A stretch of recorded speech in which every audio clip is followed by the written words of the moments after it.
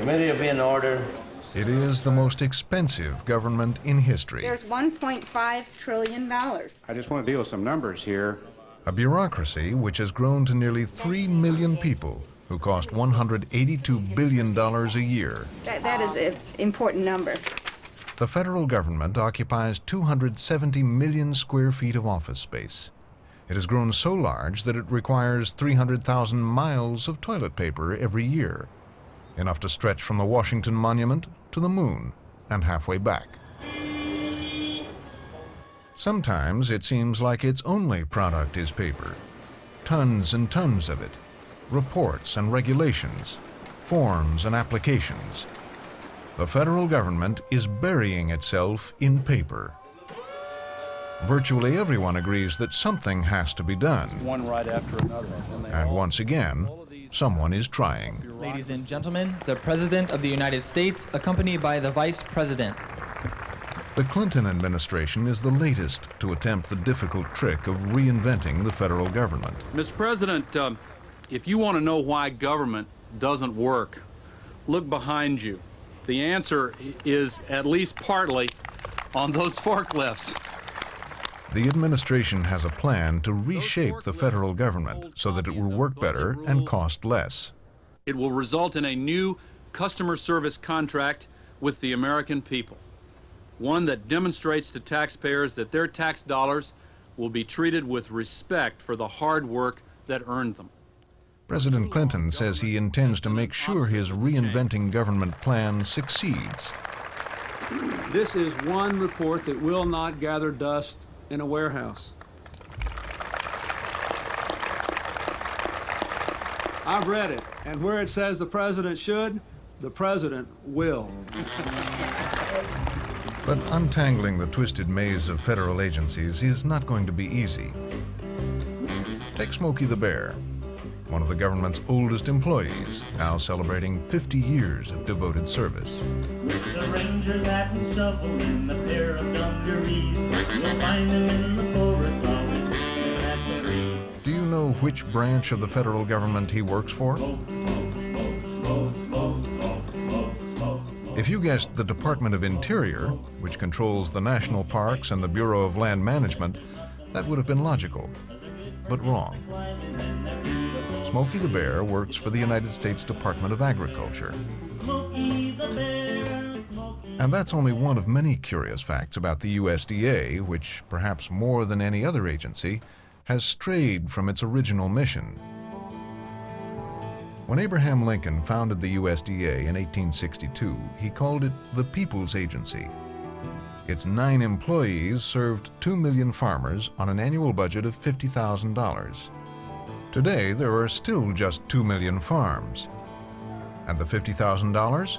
The USDA still spends that much every 30 seconds. Those who have served as Secretary of Agriculture, regardless of political party, have found the agency nearly impossible to run. There was this huge organization with 110,000 people, and very few of them were really working in the agriculture arena at all. 87. I founded a department running a food stamp program, Fish fillet.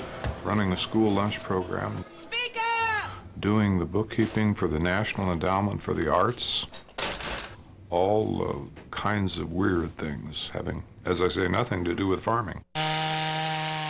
Forest Service, farm program payments, it goes on and on. It's pulled in 1,000 different directions at one time. It's overbloated, I think. They got too many offices out there, and are you going to consolidate them? No, they've got too many lines, too many stakes driven in where they are. I couldn't understand how we could justify 2 offices of the same agency 3 miles apart on the same highway in the same state. The thing just did not make sense. In the field of rural development, there were 4 agencies with 4 assistant secretaries, 4 administrators, 4 basic organic acts, and it was impossible to formulate a comprehensive, cohesive, sensible strategy out of that. Terrible, terrible waste of money.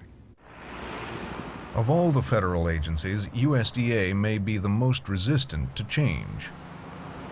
This department has grown and developed, and it's very unwieldy. It's way too large. Mike Espy is the current Secretary of Agriculture, and the man President Clinton expected to reinvent the USDA. We have been ridiculed in many ways by members of the general public for doing things that they don't believe that we ought to be doing, such as paying people to measure the size of pickle stems, paying people to measure the flow rate of ketchup.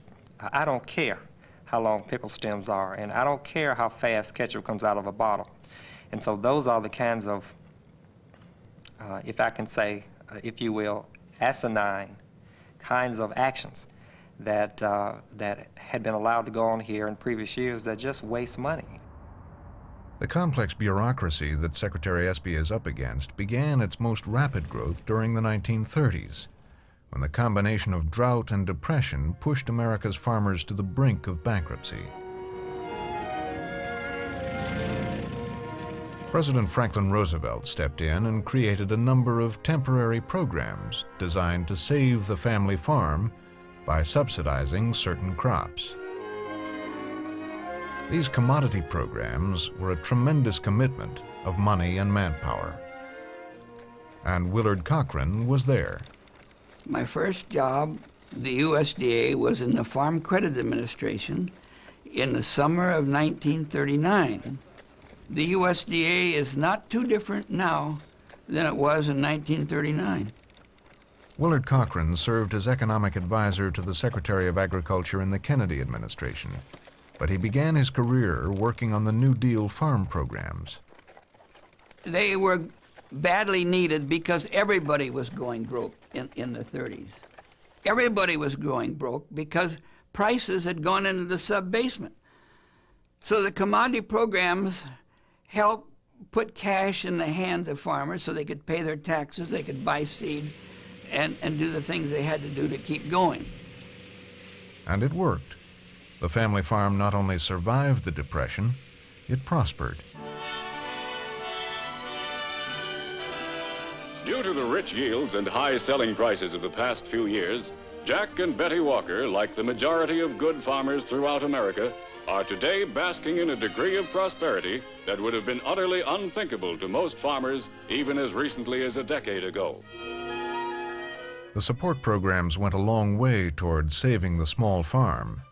For the Walker family, the post-war years were good times. The silo is the last new equipment they expect to need for a long time. But the bubble would soon burst. Agriculture in America would change drastically, and the victims would be family farmers like the Walkers. The farm is still there, but the lifestyle they enjoyed is long gone.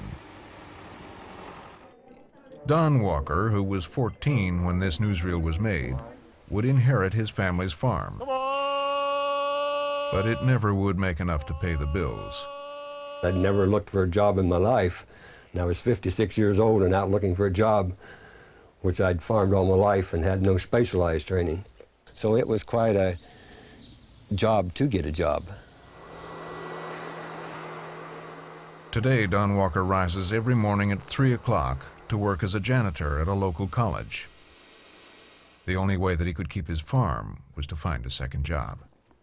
Unless you're big enough as a farmer, you have to have another part-time job, and you want to farm because they say it's in your blood, you enjoy it, so you do something else to try to keep farming.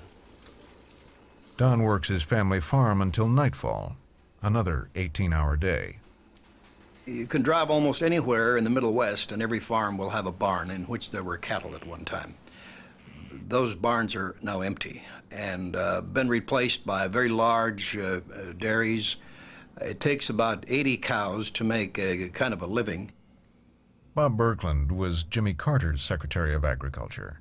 Huge enterprises, hiring low-cost daily labor, importing feed, putting together a powerful milk machine, which is really what it is. They have an advantage in marketing that the small independent producers can't match, and so the small ones go. I've lived on this farm all my life. My grandfather bought it in 1915. To be a part-time farmer, yes, really bothered me because that's all I'd done all my life. Don's nephew, Gary Walker, was also raised on the family farm. He was to be the next generation. I'm Gary Walker. I'm Bob Hughes. Today, Gary Walker sells cars. He never considered life on the farm. Take a look at it. I deal with a lot of farmers, and yeah, I see it today with the people I deal with. They work very, very hard for a limited amount of income in comparison to the amount of work they do.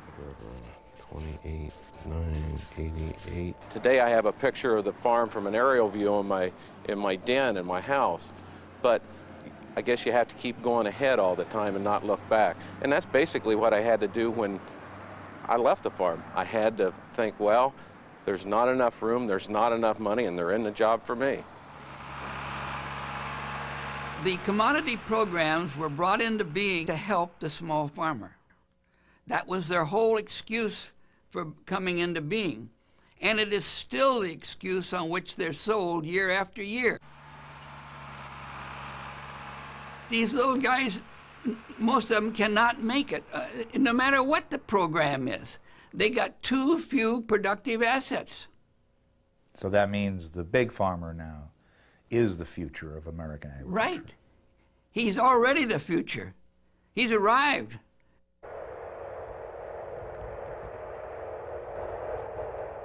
The family farm of 50 years ago is dead. That size of operation will not support a family. But the family farm, the concept is still very alive. You know, we farm 4,600 acres, and I consider ourselves a family farm. There's operations who are many times larger than what we are in their family farms. Vance Emke is the president of the Kansas Association of Wheat Growers. His farm outside Finney County, Kansas, is typical of the kind of farm operations that receive billions of dollars in direct cash subsidies from the USDA.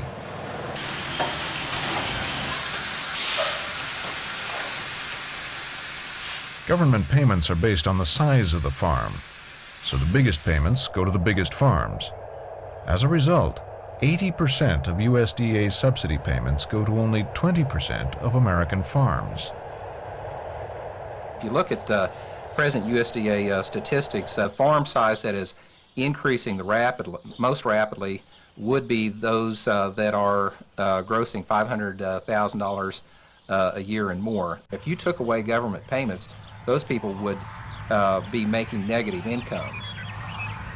The USDA policies established in the 1930s that were designed to help the small farmer have actually had the opposite effect.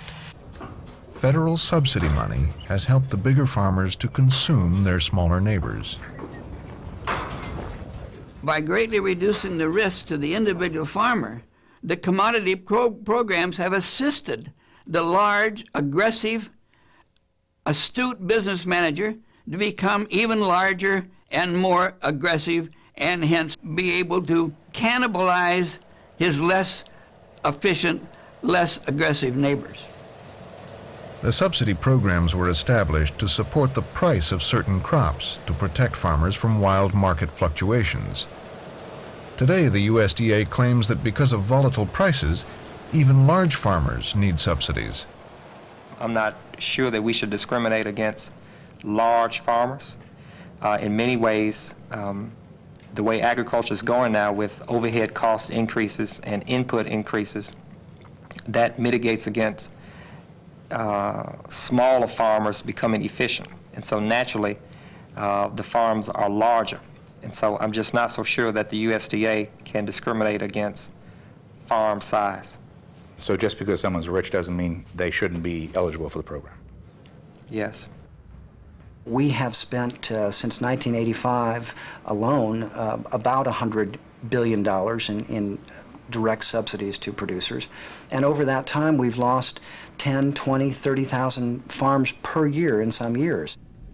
Ken Cook is the head of the Environmental Working Group, a public interest group that deals extensively with agricultural issues. He obtained under the Freedom of Information Act computer tapes of USDA's subsidy payments for the past 10 years, 96 million records in all. It had never been done before. We just did it routinely and didn't quite realize what it was until how new it was to the agricultural community until we published it. What does that say to you about USDA? Well, one thing it says is there's an astonishing lack of formal, official curiosity about what agricultural assistance has been accomplishing all these years and where it's distributed and who gets it. This office in Finney County, Kansas, is just one of 13,000 USDA locations across the country. We keep track of all your acres. Here is where the wheat farmers come to get their government checks. Kansas farmers alone have received nearly $7 billion in direct subsidies in the past 10 years. Our payment limitation rules are so complex, I don't even really know how to explain them so that you know what I'm trying to say. An individual is eligible for $50,000. He's also eligible to have a 50% interest in 2 corporations, which would be another $50,000 in direct payments. So an individual can actually get $100,000 in payments out of these offices. In recent years, out in our states, in the Cooperative Extension Service, our extension people go out and teach farmers not how do you minimize your unit cost, how do you maximize your unit yields, rather how do you maximize your government payments. We now farm the government. This has become the principal problem now in proper farming is farming the government. In Finney County, Kansas, when you look at the tabulation of the number of payments that are made, you find out that in any one year there are 1,300, 1,400, 1,500 farms that have received payments from the Department of Agriculture, subsidy payments, primarily for wheat production. When you go to the Census of Agriculture, you find that there's only about 535 or 540 farm operators in the county. So the USDA writes 3 times as many subsidy checks as there are farmers in Finney County. If you want to find out who gets that money and how much of it they get, it turns out not only to be difficult, but impossible. We can't give you their address, we can't give you, their social security number or tell you anything specifically about them. And I know it's just to protect people. To protect the farmers. Right. To protect the farmers who get taxpayer money, the government assigns each one a secret code number. Only the USDA knows who they are. We have a code where we can follow through a producer year after year, but we don't know their names. You don't know their names? No, we don't know their names. You mean we can't find out the names of the people who are getting taxpayer money? Well, the department operates under the Freedom of Information Act and the Privacy Act in such a way that generally they don't reveal those names. So if public watchdogs and journalists can't monitor these billion-dollar subsidy programs, how well does the USDA police them? Now, if somebody has created a bunch of fictitious partnerships or fictitious corporations, that's where they can get away with, the extra money that we might not be so apt to catch. And how hard is that to catch? Well, it's pretty hard. If you're only checking 5% of all the farms in the county, or even less than that, it's pretty hard to find something. Sometimes you don't have to go very far to find it. Just a few miles from the Finney County office is the Circle Land and Cattle Corporation. It is currently under investigation by the USDA. You won't talk to us about the division of the farm or the USDA case? Would you guys leave, or I will call the sheriff. The owner of the farm is Dean Jiggett. This is the house he built. Estimates of Jiggett's worth run from $9 to $20 million. Attempts to ask Jiggett about his questionable filings for federal subsidies were unsuccessful. Let me at this son of a bitch. Let me at that son of a bitch right there. A farm spokeswoman agreed to speak with Frontline, but withdrew the offer on the day of the interview. Dean Jiggett was in no mood to talk. Well, let's calm down first. Okay, let's get it done. Jiggett owns more than 30,000 acres of farmland, making him one of the largest farmers in the United States. He has also received millions of dollars in USDA subsidies, thanks in part to some shrewd legal work and an elaborate web of paper partnerships. Have you ever been a farmer? No. Have you ever been partner in a farm? Yes. Have you ever seen that farm? No. Did you ever make a dime as a partner? No. Ruth Penner was a bookkeeper for Dean Jiggett and a so-called partner in one of his farms. Frontline has been able to identify at least 36 partnerships and corporations, most formed by Dean Jiggett in just one 5-year period. Each partner was eligible for the maximum USDA subsidy of $100,000. The only apparent purpose was to get more federal subsidy payments than the ASCS regulations permit. Most of the people in them sure didn't farm the land. And if that was a requirement of ASCS, I don't think most of those partners, including myself, knew that. Well, it was just common knowledge What was? that he would have tenant farmers that were not tenants. In fact, it was discussed at the high school. So everybody in town knew? Oh, I can't say everybody, but I can say a lot of people did. I can say that probably a lot of small farmers did, which is the reason that we have this program. Phyllis Wendler is a local attorney who represents several of Dean Jiggett's absentee farmers. Apparently, there are two sets of books. One, the real books that Jiggett uses, and his various entities. The other is what they would give to the government. This is the home of Charles Mike Lansden. He was Dean Jiggett's accountant. I'm looking for Mike Lansden. Is he here? Why? Well, we're doing a story on Dean Jiggett, and we know that he worked for Kennedy and Co., and I just wondered if we could talk to him just for a second. I don't think he wants to be involved in anything that Dean's involved in, so I don't think he'd probably want to talk to you. We just want to ask him. But Charles Lansden was very much involved in Dean Jiggett's business.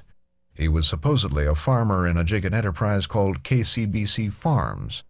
I'm sorry, but I think you need to leave. You won't even ask him if he'll talk to us? Bye. Charles Lansden is a CPA in Garden City. He's been there for years. Not a farmer. No.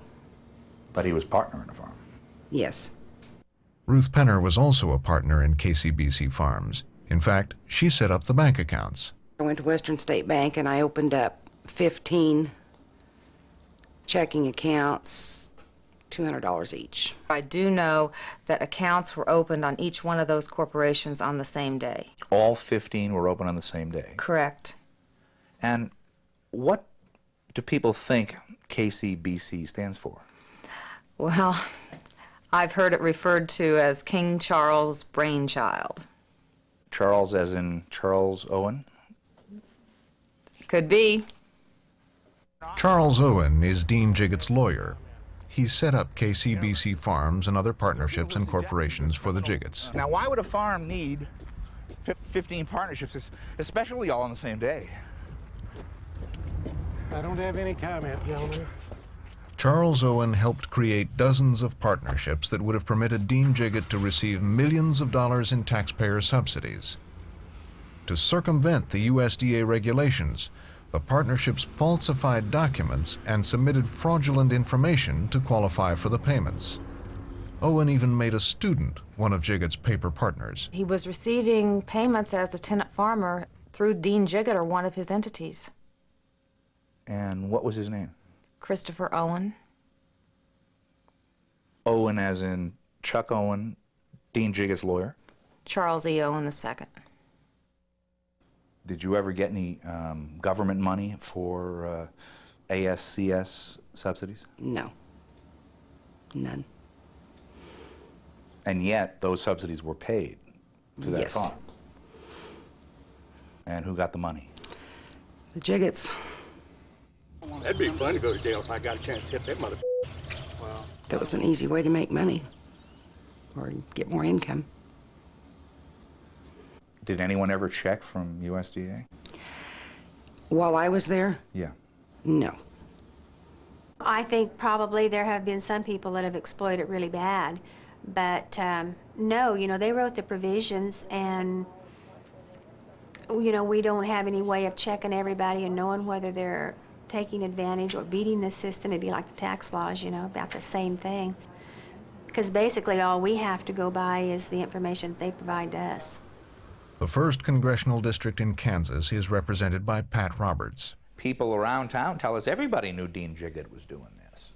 And yet, somehow the USDA office in town didn't know. Well, this particular case obviously is still within the USDA in terms of the determination, and when that will be made public, why perhaps I could comment on it. No one can comment on the Jiggett case because the case remains in the hands of USDA investigators. They were first tipped to the fraud 3.5 years ago, but just this month they finally presented their preliminary report to prosecutors. To date, no charges have been filed. We're western Kansas, and nobody pays attention to western Kansas. We produce a lot of wheat, we produce a lot of corn, we produce a lot of cattle, but they really don't watch what's going on out here. I would think that you probably will find other farmers doing the very same thing.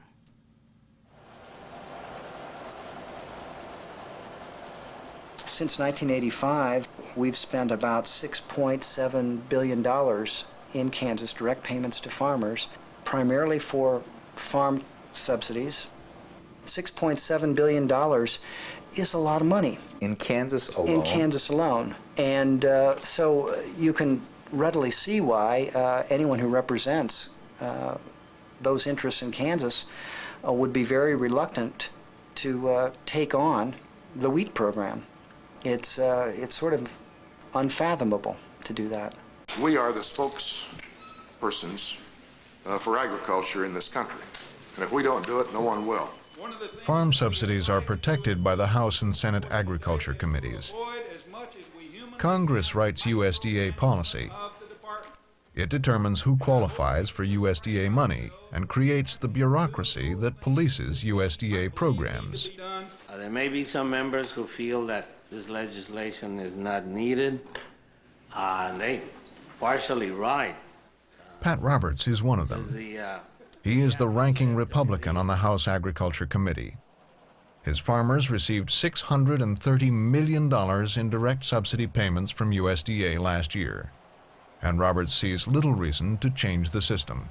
Who says we have to change the culture? We have a success story. Let's make it better. But that's the case with any federal agency.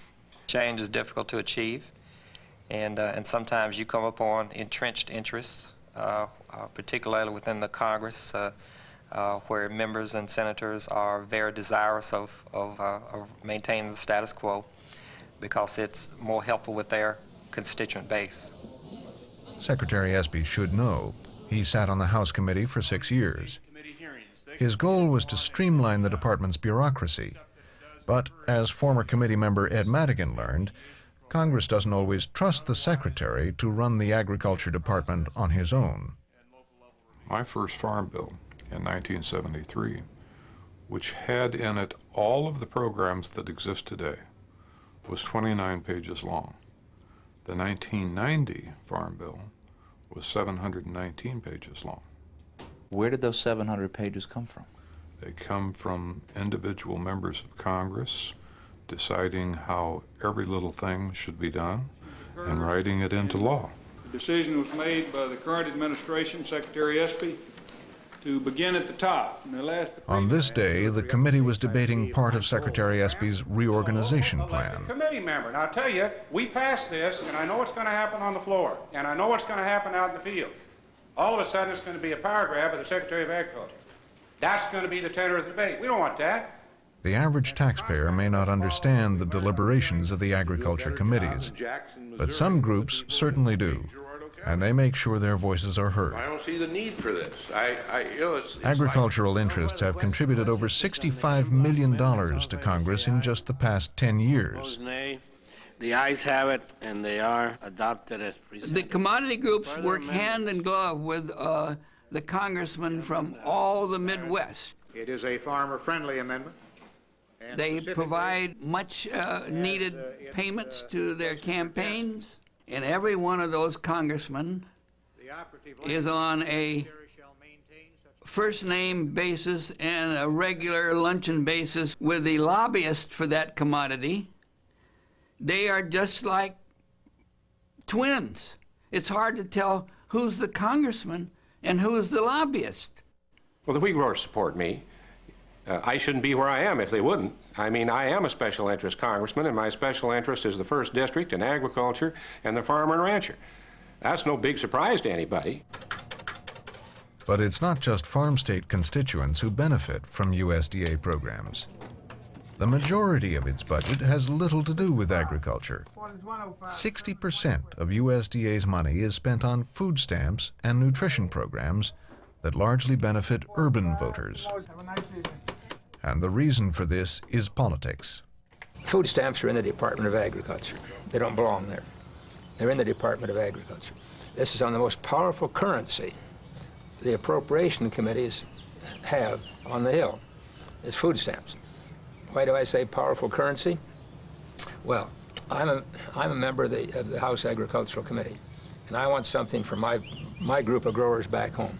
So I'll contact my counterpart who comes from downtown Philadelphia or downtown New York City or downtown Chicago, who wouldn't know a farm if he recognized one. And I say, look, you support my program, and I'll support food stamps for you. The urban congressmen go along with it, and the farm congressmen vote for the food programs, and we go on and on and on and on and on. And the federal government keeps writing checks. Right. Cheese, pizza, fish fillet.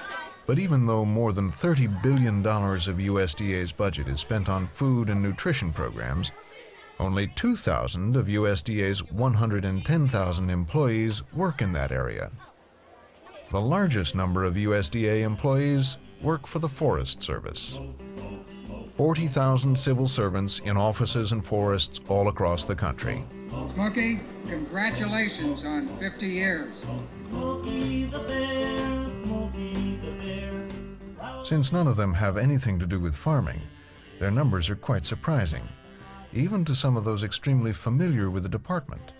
I had to go through a Senate confirmation hearing, and we began that process of going through all kinds of documents and organizational charts and other things, and discovered that 40% of the employees of the Department of Agriculture were in the Forest Service. You didn't know that? No, I didn't know that. Edward Madigan was Secretary of Agriculture in the Bush administration. In the 16 years that I was on the Agriculture Committee, we never dealt with a single piece of legislation that had anything to do with the Forest Service. That's because 90 years ago, President Teddy Roosevelt moved the Forest Service from the Interior Department to USDA. He was angry over Interior's failure to protect the national forests from commercial exploitation. But control of the Forest Service's budget and oversight was never transferred to the Agriculture Committee, and it's been that way ever since. They had never completed the process. All of the Forest Service legislation was over in the Interior Committee, as was the budget for the Forest Service in the Interior Department. So I thought the Forest Service was an Interior Department operation. And what do those 40,000 Forest Service workers do? Probably not what you think.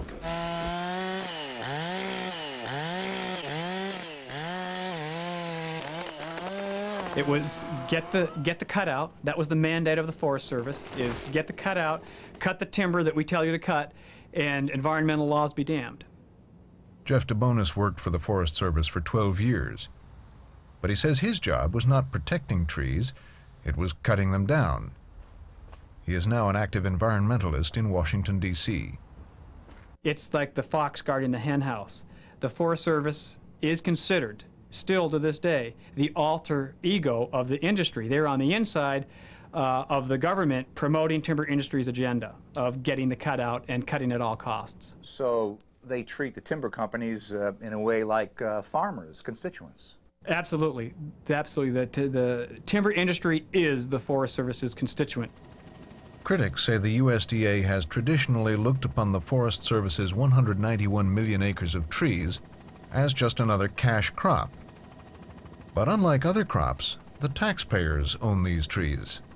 So their sale should mean big profits for Uncle Sam. Or so you'd think.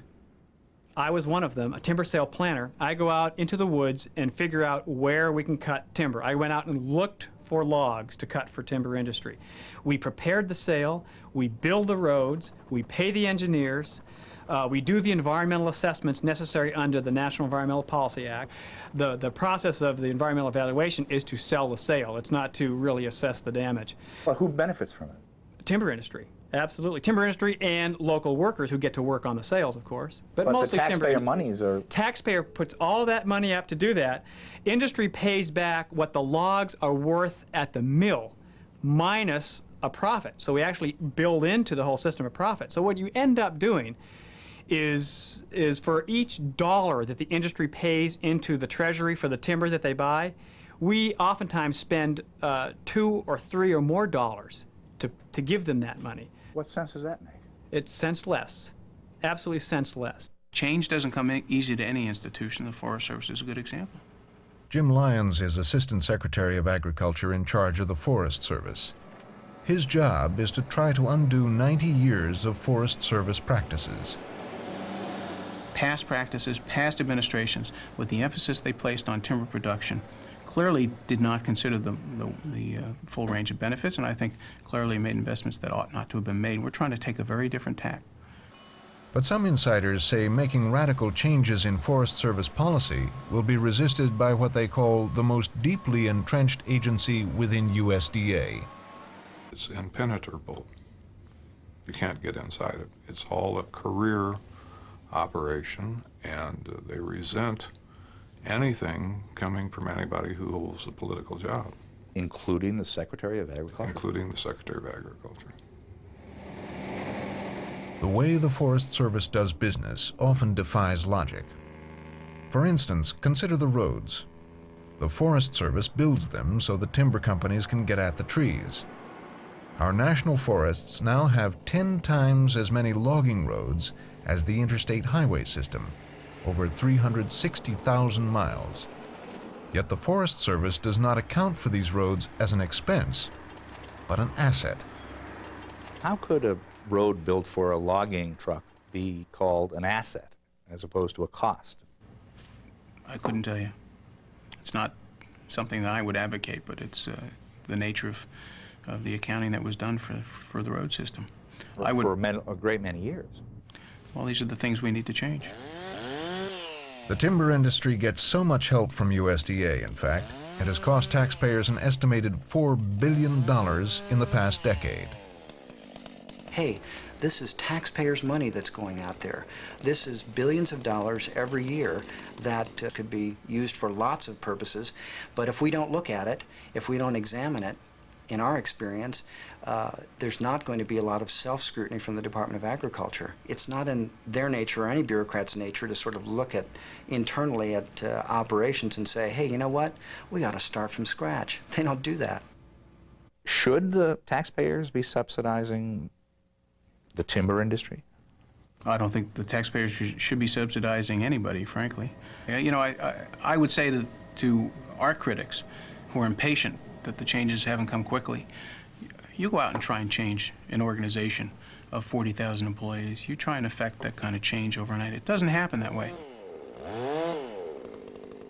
I think the chances of the Forest Service being reinvented over the next remaining 2 years of this administration are zero.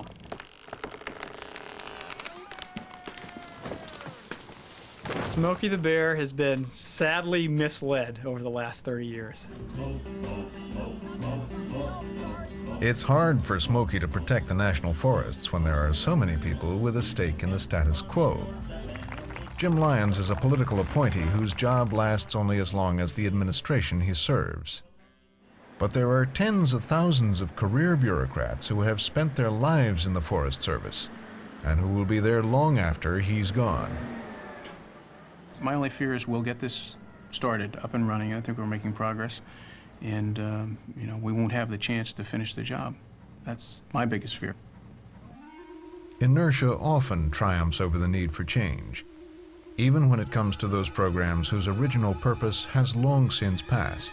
Here on the farm, where it's needed most, electricity is hard to get.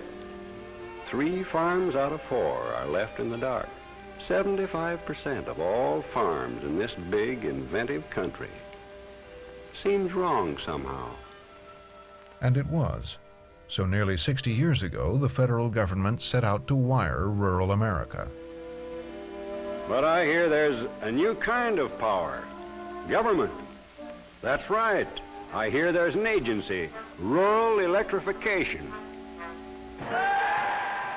The Rural Electrification Administration was set up in 1935 to provide government-guaranteed low-interest loans to reach all the rural farms in America. 1 kilowatt hour will hoist 2 tons of hay. Kilowatt hours don't get tired. The USDA made this promotional film in 1939 on what it saw as the ideal family farm in St. Clairsville, Ohio. Bill Parkinson and his family lived there. They were dairy farmers. Young Jake was only 17 then. Well, it was one of her highlights of my life, I'd say, being on the farm in the dark, oil lights and so forth and so on, and it was quite a day. The idea was to create a system in which the farmer pays only what it costs the co-op to provide power, and everyone would share in the profits. And long day ends. Things will be easier now. The REA's job was finished 30 years ago. By 1963, 99% of rural America had electrical power. But the REA is still in business. In the past 31 years, it has loaned out $57 billion more taxpayer money. In fact, in 1980, the REA loaned out $7 billion, more than it did in the agency's first 30 years combined. Well, the most permanent thing in Washington is a temporary government agency. And I think the REA is one of those things whose real need is past many years ago. Earl Butz felt the REA co-ops no longer needed taxpayer money, so he tried to pull the plug on the REA 20 years ago. I think, like any secretary who attempts to do that, you soon recognize the wall is higher than you can jump over. If you make an attempt to scale the wall, and by George, the pole vault you're using is not big enough. The REA wall was too high? Oh, yeah, it's a tremendous wall with a tremendous lobby in the Congress, in the country. And you simply got to recognize this. President Clinton learned that lesson the hard way. I have to say that we all know our government has been just great at building programs. The time has come to show the American people that we can limit them too, that we can not only start things, that we can actually stop things.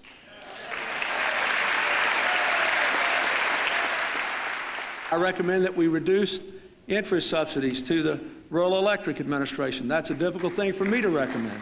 But I think that in his first State of the Union address, the president announced his plan for major cuts in REA's loan subsidy program. we're going to have no sacred cows except the fundamental abiding interest of the American people. But some sacred cows refused to go quietly. Congress cut Clinton's original proposal by 40%, and when he ordered more reductions in REA subsidies for next year's budget, Congress restored almost all of it. And there have been no significant cuts in the size of the REA bureaucracy. Just can't stop it. He's going to, the fellow over in Washington behind the desk is going to try to secure his job, and the more money he dishes out, the more important his job is. Is that right?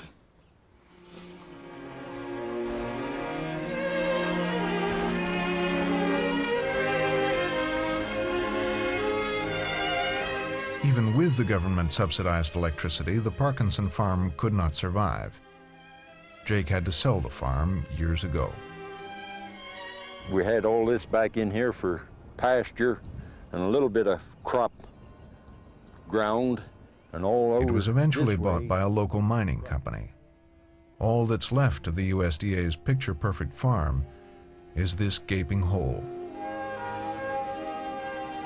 The USDA gave Jake's family power, but it couldn't keep them in business. The house and the barn stood right over about this decant tower now, and there was a lane that went straight down to the county road then. Someday, somebody's going to have the courage to write an analysis of this whole system of subsidized payments and subsidized loans to these people, and they're going to conclude the net impact on agriculture was negative because you kept a lot of these people in the situation until they dissipated what equity they had. And then you cut them loose. Agriculture has changed radically over the years, but USDA programs have not. And taking on different jobs like food stamps and rural electricity has only complicated the agency's huge bureaucracy. When a new Secretary of Agriculture comes in, like Secretary Espy right now, he says, I'm going to streamline the department, I'm going to reinvent the department. Do you think he will? And no, I don't think he will. He's not the first one that's tried that. He hasn't seen the walls he has to jump over yet. We've looked out beyond the year 2000, and we've said to ourselves, what are we supposed to be doing as we reach the advent of a new century?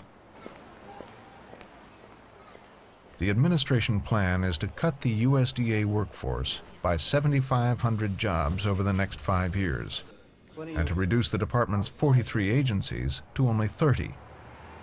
The objective is to relieve the paralyzing gridlock at USDA. I doubt that we could ever develop a reorganization plan with 48 members of this committee being in full accord. Any chance of changing the way USDA works rests with the members of Congress who wrote the rules in the first place and jealously guard the interests of their constituents. We propose and they dispose, if you will. They have the key to the statutes. We propose and then they deliberate, and if they see it our way, they'll pass it. But I'm very optimistic about this one. I think that somehow either luck or public pressure, we have a confluence of both, and it seems as if we're very close to getting this passed. This legislation clearly answers the demands for a government that works better and costs less. Secretary Espy's agriculture reorganization bill came to a House vote in September. And this bill has created significant controversy on the Agriculture Committee. The Espy bill had been fiercely debated in the Agriculture Committees for more than a year. This bill has nothing to do with the programs at USDA. This is not about money, although this bill saves some money, $2 billion or million. About $2.5 billion. In the end, the USDA reorganization bill passed. Passage of the bill. Those in favor will say aye. Those opposed will say no. Opinion of the chair, the ayes have it. The bill is passed. But what will the administration's reinvention plan really accomplish? Espy claims 14 agencies would be eliminated, but in fact, their functions would merely be transferred to other branches of the USDA. And there is no plan to overhaul USDA commodity subsidies or eliminate its tangle of outdated and inefficient programs. Any attempt at the kind of reinvention USDA really needs would face serious opposition. If the administration came up with a comprehensive plan to reinvent the USDA, your committee could kill it in a second. No, we couldn't kill it in a second. It might take us 5 minutes. Committee will be in order. Still, to Secretary Espy, the passage of his bill was a real accomplishment. USDA will be the first department of this government to succeed in answering the President's and the Vice President's call to reinvent government. So I really do consider this a very important victory. This is what it feels Mike like. Espy's victory was brief. As support for his reform plan grew, so did accusations that he had misused his office by accepting favors from companies regulated by USDA. A special prosecutor was assigned to investigate the charges. Also, Espy's former chief of staff, Ron Blackley, is under investigation for pressuring USDA employees to grant subsidies to former clients and Espy campaign contributors. I have therefore decided to tender my resignation to the President, effective December 31st of this year. The President Secretary Espy admits some mistakes, but sees himself as a victim of his reforms. These matters have happened before to other secretaries, and they've been dismissed. They're not being dismissed because I represent change. Change is difficult and sometimes dangerous, because when you represent change, you represent a threat to the status quo. You step on toes, you ruffle feathers, you do things to people that they consider to be injurious. In our reorganization, it upsets some people in this very bill. This is a matter which only the President can resolve. It's going to require the strong support of the President to bring about the kind of reorganization and reforming our food and natural resource policies that are called for in these times. It hasn't happened since the 1930s. Ladies and gentlemen, the President of the United States, accompanied by the Vice President. On the first anniversary of the administration's plan to reinvent government, they celebrated their success in this White House ceremony. Vice President Gore claimed more than 90% of their proposals have moved forward. But even they seem to concede there is little chance of significantly reducing the budget at the Department of Agriculture. Over the next 5 years, the administration expects to cut the USDA budget by less than 1%.